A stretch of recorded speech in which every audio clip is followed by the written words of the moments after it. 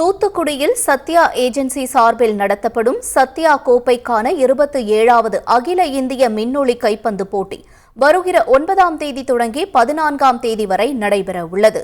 இந்த போட்டியில் ஆண்கள் பிரிவில் 6 அணிகளும் பெண்கள் பிரிவில் 4 அணிகளும் பங்கேற்கின்றன.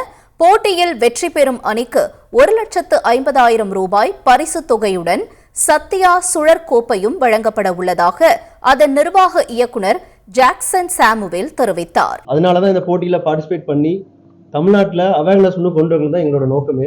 இது மூலியமா பல யங்ஸ்டர்ஸ் இன்ஸ்பயர் ஆகணும், அதான் சத்யாவோட நோக்கமே. இதில் பார்ட்டிசிபேட் பண்ணிருக்கோம். கண்டிப்பா நீங்க நெக்ஸ்ட் டைம் பார்க்கும்போது தமிழ்நாடு டீம் அட்லீஸ்ட் 3 டீமாட் வந்துடும். அந்த அளவுக்கு இந்த போட்டியோட இன்ஸ்பைரிங்கா இருக்கும். அதனாலதான் அனுமதி இலவசம் சொல்லியிருக்கோம். கண்டிப்பா யங்ஸ்டர்ஸ்லாம் உங்க அப்பா அம்மாவோட போய் மேட்சை பாருங்க. இனி செல்லும் இடமெல்லாம் செய்தி.